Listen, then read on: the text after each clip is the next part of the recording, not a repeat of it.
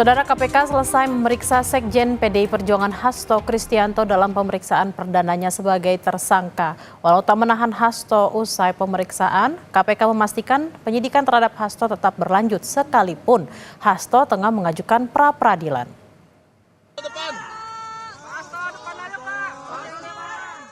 Hasto Kristianto mendatangi KPK untuk diperiksa pada Senin 13 Januari kemarin.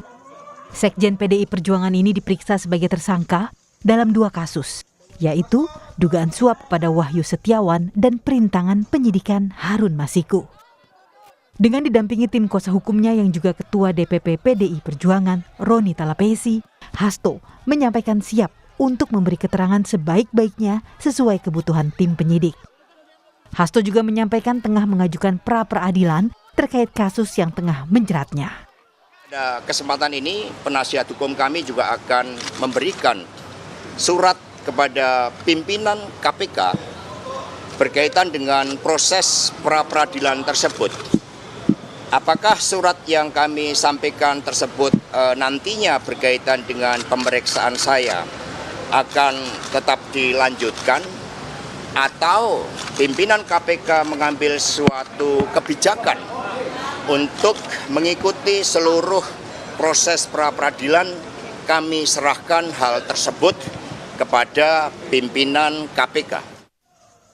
Soal pra-peradilan yang sudah diajukan, tim kuasa hukum Hasto menyatakan sidang pra-peradilan baru akan digelar pada Selasa 21 Januari 2025. Tim hukum pun meminta kepada penyidik KPK untuk memberi kesempatan kepada Hasto untuk menggunakan hak hukumnya dalam menguji apakah sah atau tidak status tersangka Hasto Kristianto. Menggunakan hak hukum kami untuk mengajukan pra-peradilan. Yang Jumat kemarin kami sudah daftar dan yang akan disidangkan tanggal 21 hari Selasa.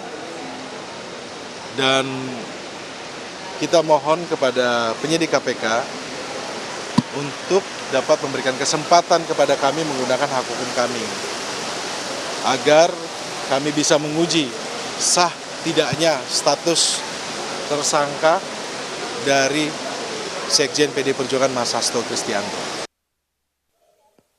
Sementara itu, usai memeriksa Hasto, KPK menjelaskan terkait jalannya proses pemeriksaan Hasto.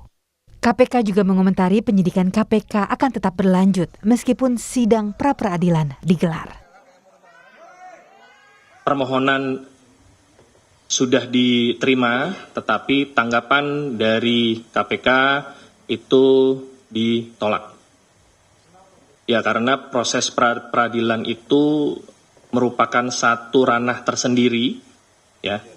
Dan proses penyidikan itu ranah tersendiri, jadi ini tidak bisa dicampurkan, tidak bisa disatukan.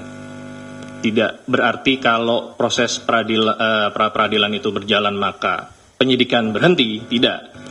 Proses penyidikan tetap berjalan.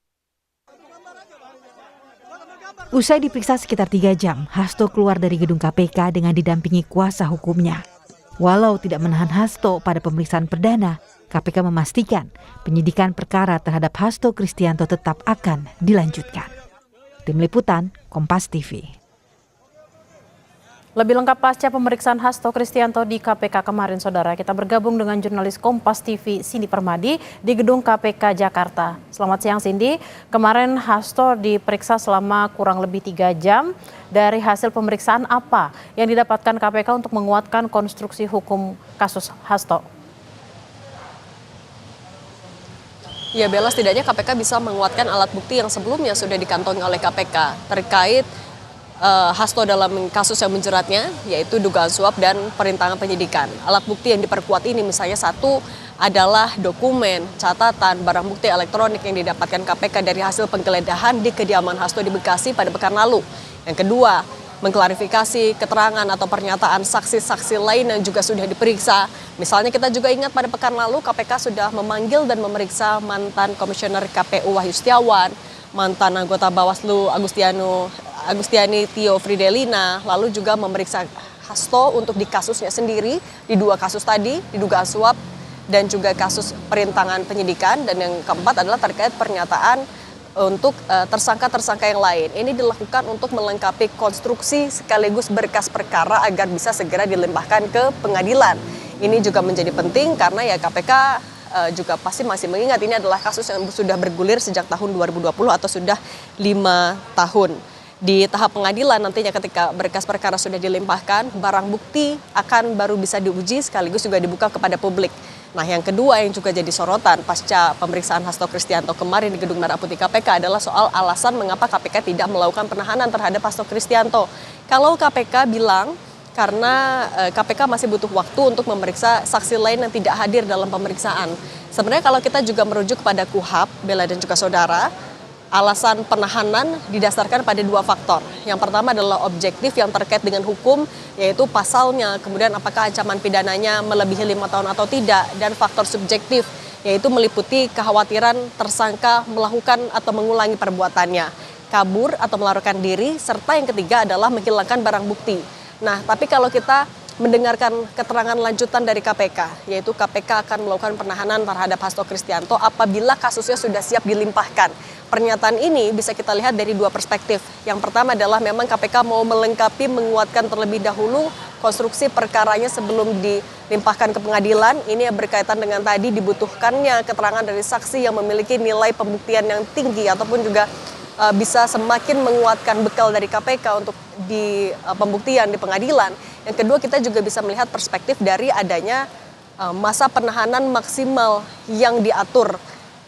Untuk penahanan tersangka di tahap penyidikan diatur yaitu adalah selama 20 hari dan bisa diperpanjang selama 40 hari.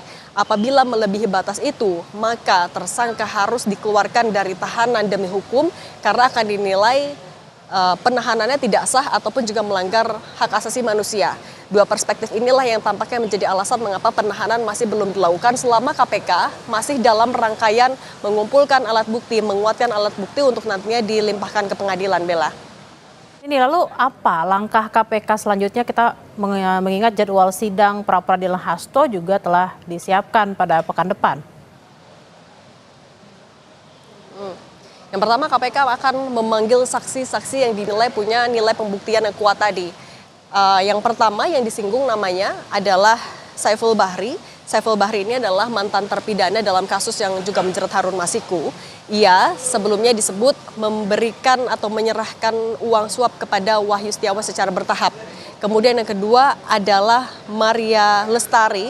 Maria Lestari ini adalah kader PDI Perjuangan yang juga namanya disebutkan oleh Ketua KPK saat penetapan Hasto sebagai tersangka. Jadi disebutkan saat itu PDIP sedang mengajukan PAW tidak hanya untuk Harun Masiku tapi juga untuk Maria Lestari. Nah, keterangan dari 2 saksi inilah yang dinilai oleh KPK memiliki nilai pembuktian yang tinggi. Tapi dalam penjadwalan pemeriksaannya pada pekan lalu, kedua saksi ini tidak hadir. Sehingga KPK akan menjadwalkan pemeriksaan untuk 2 orang ini, setidaknya 2 orang ini. Nah, kemudian akan menjadwalkan pemeriksaan juga untuk Hasto Kristianto. Yang dipastikan kemarin oleh juru bicara KPK Tessa Mahardika, pemanggilan Hasto pasti akan dilakukan lagi, tapi waktunya akan menyesuaikan kebutuhan dari penyidik. Yang ketiga adalah menyiapkan juga untuk pra-peradilan Hasto yang sudah didaftarkan ke PN Jakarta Selatan. Kalau kita lihat pra-peradilan ini memang adalah hak hukum yang dimiliki oleh tersangka untuk menguji keabsahan dari proses formil, misalnya dari penggeledahan, penetapan tersangka, dan lain-lain. Nah, kalau menanggapi ini, KPK sendiri sudah siap. Bahkan dari sebelum Hasto Kristianto mengajukan pra-peradilan, dari pertama kali Hasto Kristianto ditetapkan sebagai tersangka, KPK sudah menyatakan kesiapannya, termasuk juga memastikan bahwa prosedur yang dilakukan sudah sesuai dan juga profesional, Bella.